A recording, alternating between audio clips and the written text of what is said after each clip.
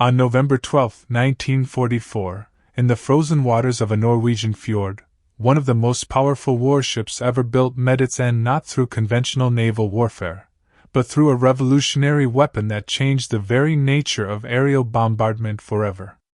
The German battleship Tirpitz, sister ship to the legendary Bismarck, had terrorized Allied convoys and tied up enormous naval resources for years. Yet in a matter of minutes, a single 12,000-pound bomb would accomplish what torpedoes, midget submarines, and countless air raids had failed to achieve. The story begins not with the final attack, but with two parallel developments that would converge in the cold Norwegian morning: the creation of a weapon so powerful it could trigger artificial earthquakes, and the relentless hunt for a floating fortress that Germany's enemies feared more than almost any other weapon of war. By late 1944, the tide of World War II had turned decisively against Nazi Germany. Allied forces had liberated France, Soviet armies were pushing westward, and the Luftwaffe's grip on European skies had been broken. Yet in the remote waters of northern Norway, the Tirpitz remained a threat that could not be ignored. This single vessel, displacing over 50,000 tons when fully loaded, possessed the firepower to devastate an entire convoy and the armor to shrug off conventional attacks. Winston Churchill himself had declared her destruction a priority of the highest order. The weapon that would finally sink her was unlike anything that had come before. Barnes Wallis, the brilliant British engineer who had already revolutionized aerial warfare with his bouncing bomb used against German dams, had conceived of something even more devastating. He called it the Tallboy, though its official designation was the bomb, medium capacity, 12,000 pounds. But this was no ordinary bomb. It was designed not merely to explode on impact, but to penetrate deep into the earth or water before detonating, creating a shockwave so powerful it would literally shake its target apart from below. The concept was revolutionary. Traditional bombs, even very large ones, caused damage primarily through blast and fragmentation at the point of impact. Wallis understood that structural damage could be magnified enormously if the explosion occurred beneath the target, where the energy would be transmitted through the ground or water in a seismic wave. He had studied earthquake mechanics and realized that an artificial earthquake, precisely targeted, could destroy structures that conventional bombing could barely scratch. The Tirpitz had become more than just a military target. She represented German naval power, defiance, and a continued threat to Allied supply lines that stretched across the North Atlantic to the Soviet Union. Every convoy that sailed lived in fear that the Tirpitz might sortie from her Norwegian lair. The Royal Navy was forced to maintain capital ships in northern waters simply to counter this threat, ships desperately needed elsewhere. Submarine screens, air patrols, and constant vigilance consumed resources and attention. The Germans understood this perfectly. Even without firing a shot, the Tirpitz was winning a strategic victory simply by existing. Previous attempts to destroy or disable the ship had ranged from the daring to the desperate. Torpedo bombers had attacked her repeatedly, only to be driven off by fierce anti-aircraft fire and the natural protection of the steep-sided fjords where she sheltered. Midget submarines had penetrated her defenses in a raid of extraordinary courage, damaging but not sinking her. Conventional bombing raids had achieved little more than minor damage and the loss of numerous aircraft and crews. The Tirpitz seemed almost invulnerable, protected by her massive armor, her defensive weapons, and the geography of her hiding places. But Barnes Wallis had created a weapon specifically designed to overcome such protection. The Tallboy was not simply large, it was precisely engineered to achieve supersonic velocity in its fall, driving itself deep into whatever it struck before the 5-ton Torpex explosive charge detonated. The bomb's aerodynamic shape allowed it to reach speeds exceeding the speed of sound, giving it penetrative power that multiplied its destructive effect many times over. Against a battleship, even one as mighty as the Tirpitz, such a weapon might finally prove decisive. As autumn turned to winter in 1944, British intelligence tracked the Tirpitz to Tromsø, far in the north of Norway. There, in Hakoya Sound, she lay at anchor, her crew working to repair damage from previous attacks. Unknown to them, they were now within range of RAF bombers operating from bases in northern Scotland. The stage was set for one of the most remarkable demonstrations of aerial bombing in the entire war. The story of the Tallboy bomb begins in the mind of Barnes Wallis, a man whose genius had already left an indelible mark on the war. Wallis was not a military man by training or temperament. He was an engineer, a mathematician, a man who thought in terms of forces, stresses, and the elegant solutions to seemingly impossible problems. During the 1930s, he had pioneered the geodetic airframe design that made the Wellington bomber one of Britain's most reliable aircraft. But it was his work on specialized weapons that would truly revolutionize warfare. The concept that led to the Tallboy had emerged from Wallis's study of how to destroy hardened targets. Traditional high-explosive bombs, he realized, wasted much of their energy in the air or on the surface. The blast dissipated rapidly, and even massive bombs could barely scratch reinforced concrete or heavy armor. What was needed was a weapon that would bury itself before exploding, so that all its energy would be transmitted directly into the target structure through the surrounding medium.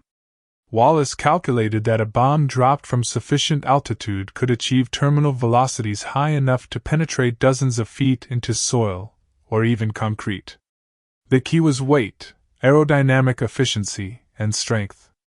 The bomb had to be heavy enough to maintain momentum, streamlined enough to reach high speeds, and robust enough to survive the tremendous forces of impact without detonating prematurely. The Tallboy he designed was a masterpiece of engineering, 21 feet long, with a perfect teardrop shape and walls of hardened steel 3 inches thick at the nose.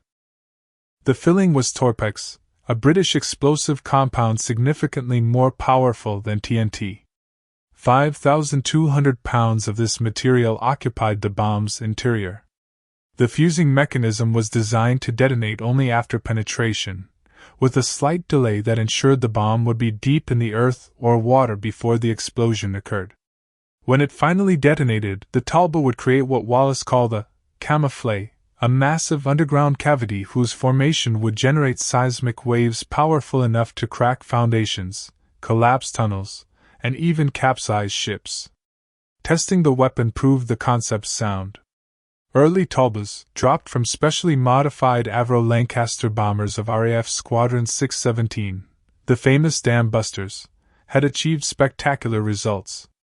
The bombs had destroyed railway tunnels by exploding alongside them, the shockwave collapsing hundreds of feet of tunnel from the outside. They had cratered submarine pens that conventional bombs could barely mark. They had destroyed bridges, viaducts, and hardened bunkers. The Tallboy had proven itself against every type of hardened target it encountered. While Wallis perfected his weapon, the Tirpitz continued her strategic mission of simply existing as a threat. Commissioned in 1941, she was the second ship of the Bismarck class, the most powerful battleships Germany would ever build. Her statistics were staggering: 8 15-inch guns and 4 turrets, armor up to 12.5 inches thick on her belt, a crew of over 2,000 men, and a top speed of 30 knots. She was designed to hunt down and destroy anything the Royal Navy could send against her, and to survive anything they might throw back. The British had first blood against her sister, the Bismarck, which they had hunted down and sunk in May 1941 after she destroyed HMS Hood. That loss made them doubly determined that the Tirpitz would never have a chance to replicate such a victory. From the moment she became operational, the Tirpitz was marked for destruction. But destroying her would prove extraordinarily difficult. The Germans protected their prize carefully. The Tirpitz spent most of her operational life in Norwegian fjords, narrow waterways surrounded by steep mountains that made air attack extremely difficult. Anti-aircraft guns ringed every anchorage. Smoke generators could obscure the ship within minutes of an air raid warning. Fighter aircraft stood ready to intercept any bomber force. Multiple times, the British attacked. Multiple times, they failed to achieve more than superficial damage. In September 1943, British midget submarines, X-craft, had penetrated Tromsø's defenses in an operation of extraordinary courage and skill. 2 of these tiny submarines managed to place explosive charges beneath the Tirpitz's hull. The explosions caused significant damage, putting her out of action for months. Yet they did not sink her, and by early 1944 she was operational again, though limited in her movements. Fleet air arm attacks followed throughout 1944. Torpedo bombers and dive bombers from British aircraft carriers struck repeatedly at the battleship in various Norwegian anchorages. They scored hits with bombs and possibly torpedoes, but the Tirpitz's armor and compartmentalization kept her afloat. Each attack was bought at the cost of aircraft and crews, and still the battleship survived. By autumn 1944, the situation had changed. The Tirpitz's engines had been damaged beyond seagoing repair, but she retained her guns and her symbolic value.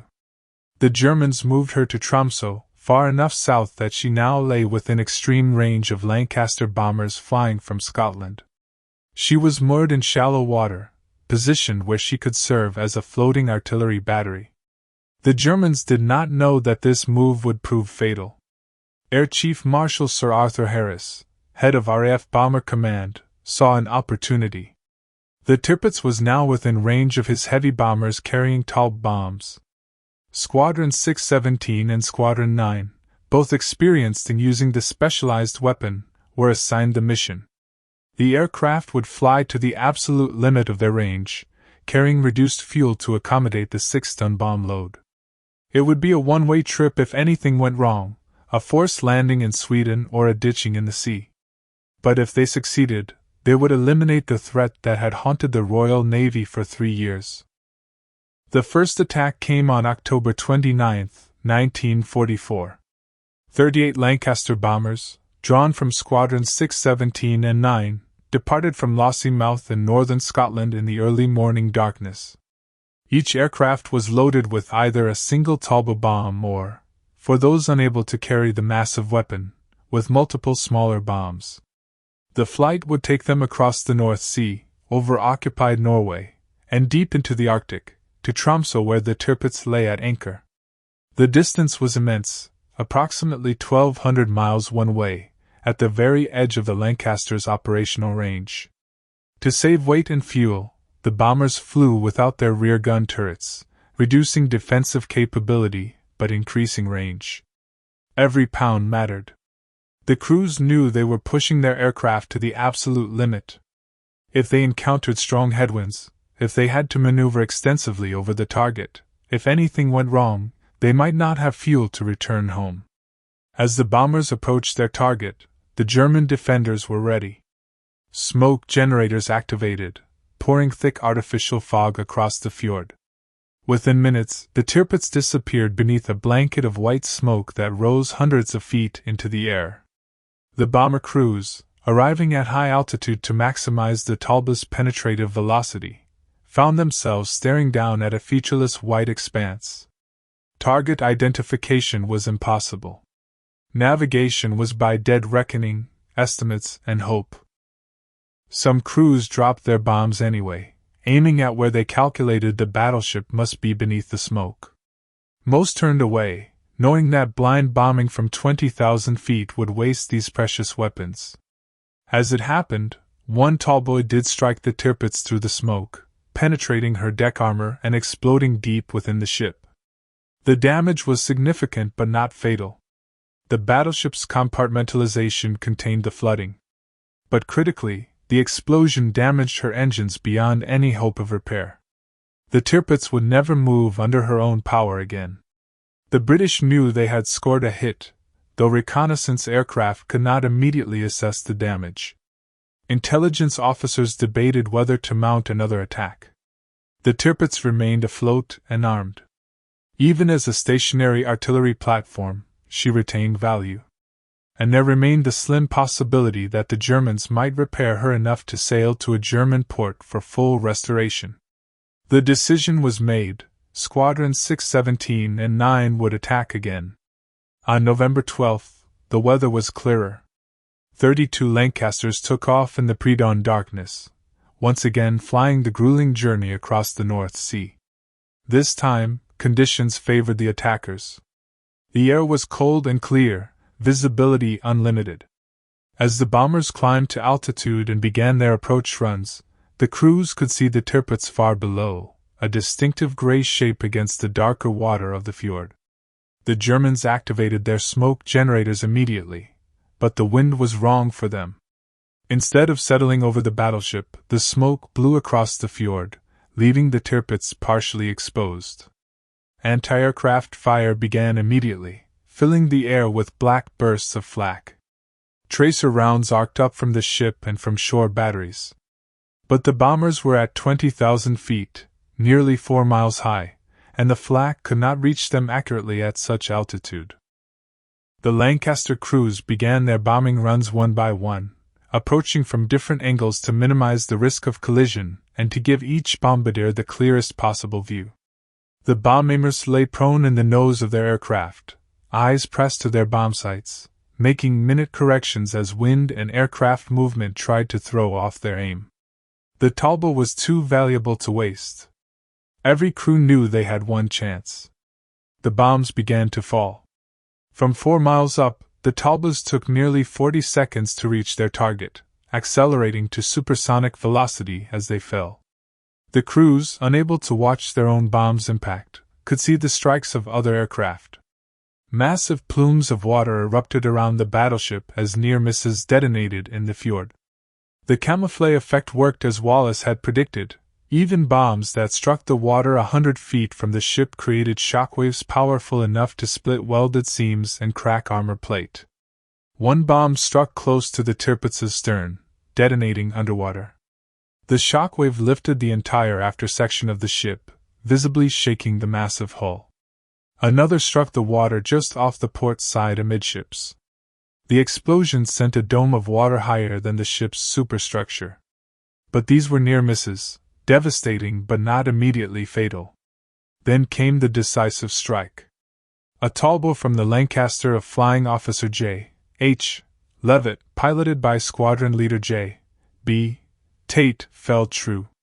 The 12,000-pound weapon, traveling faster than sound, struck the Tirpitz amidships between B and C turrets on the port side.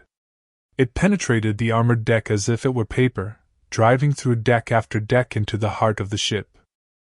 The delay fuse functioned perfectly.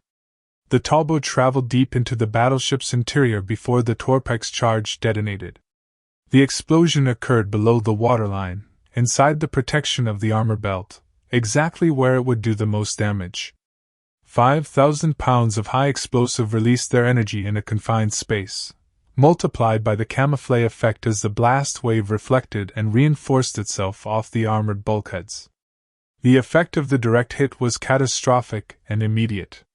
The Tallboy's explosion ripped through the Tirpitz's interior with apocalyptic force. Bulkheads designed to contain torpedo damage simply disintegrated under the focused fury of the detonation. The blast wave, traveling faster than any man could react, killed hundreds of the crew instantly. The ship's central citadel, supposedly the most protected part of the vessel, became a killing zone as the shockwave bounced between armored walls, crushing and pulverizing everything within. The structural damage was beyond catastrophic.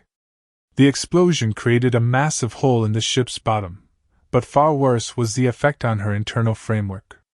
The keel, the spine of the battleship, cracked under the stress. Frames twisted and buckled. The Tirpitz had been built to withstand the impact of shells or torpedoes striking from outside her armor belt.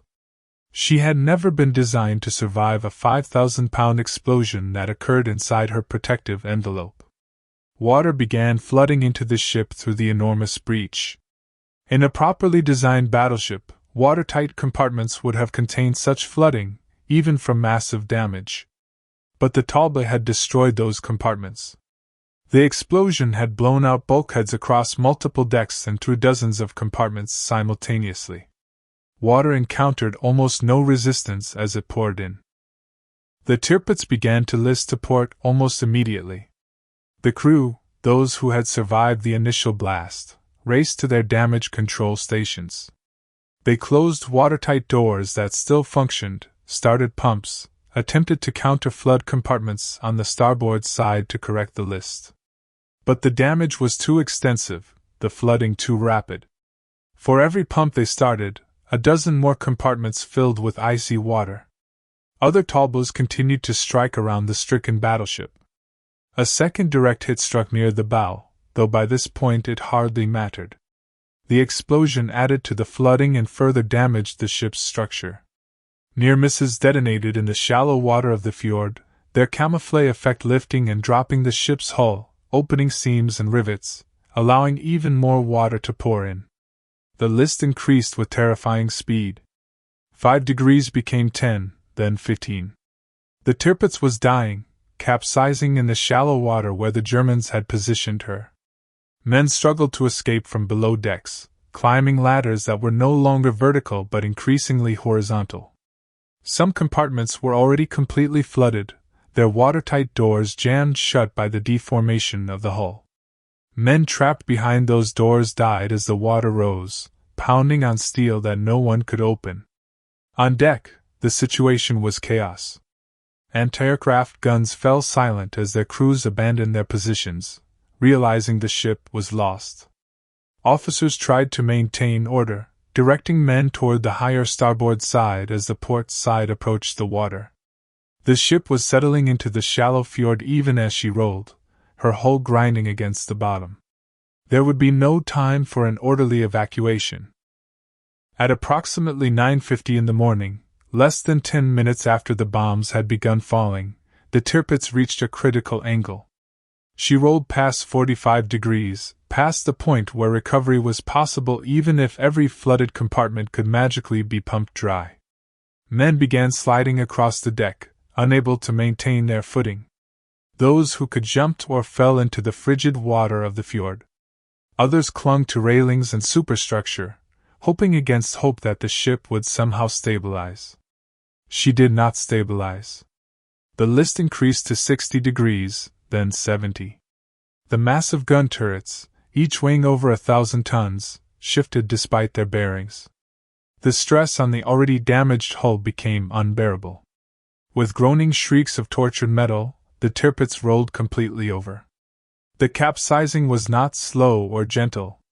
The battleship turned turtle with shocking speed once she passed the point of no return. Men who had climbed to what they thought was safety on the starboard side found themselves hurled into the water or crushed against the hull. Sea turret, one of the main 15-inch gun turrets, broke free as the ship rolled, its massive weight tearing through the superstructure before crashing into the water. The sound was indescribable, metal screaming, explosions as ammunition detonated, the roar of displaced water, and above it all, the cries of over 1,000 men. Within minutes, the Tirpitz lay bottom up in Hakoya Sound, her hull protruding from the water like the back of some massive sea creature.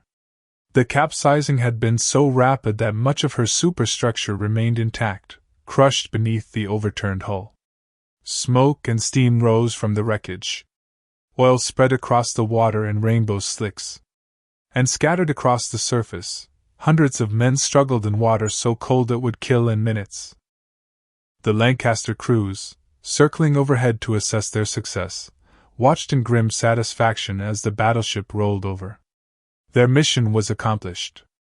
The Tirpitz, the last German battleship, the ship that had terrorized Allied strategists for 3 years, was destroyed. They turned for home, nursing their fuel reserves on the long flight back to Scotland. Below, Norwegian civilians and German rescue parties rushed to help the survivors.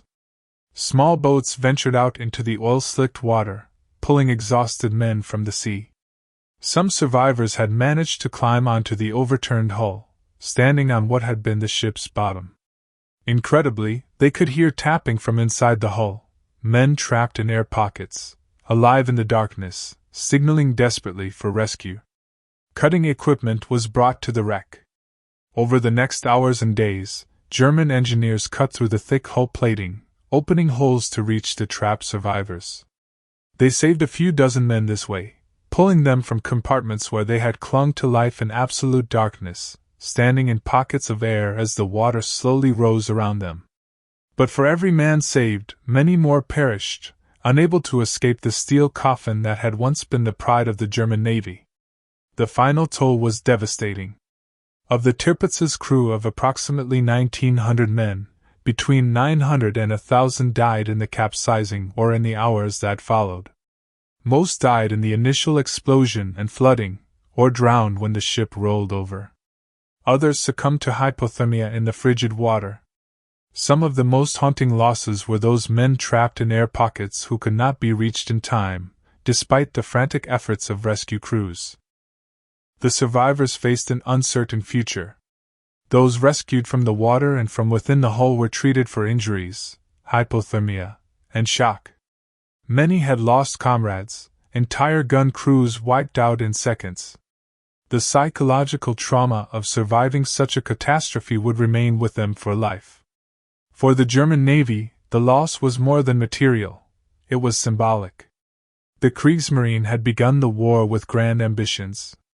Now its last capital ship lay capsized in a Norwegian fjord. The British celebrated the Tirpitz's destruction as a significant victory, and rightly so. The battleship had consumed enormous resources simply by existing. Her destruction freed up Royal Navy capital ships for service elsewhere. Convoy routes became safer, allowing more supplies to reach the Soviet Union via the Arctic route. The propaganda value was considerable as well. Britain had finally eliminated a threat that had overshadowed Atlantic operations since 1941. For Barnes Wallis, the attack vindicated his revolutionary approach to bomb design. The Tallboy had proven itself against the ultimate hardened target, a fully armored battleship. The success led to development of even larger weapons, including the Grand Slam, a 22,000-pound bomb based on the same principles.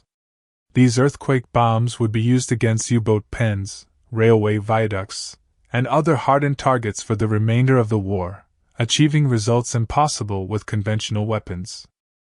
The Tirpitz herself remains in Hokoya Sound to this day, though not intact. In the years after the war, the Norwegian government authorized salvage operations. The wreck was partially scrapped, with much of the superstructure and armament removed. But large sections of the hull remain on the bottom, too difficult or expensive to remove. They serve as a war grave for those who were never recovered, and as a monument to the largest ship ever sunk by aircraft alone.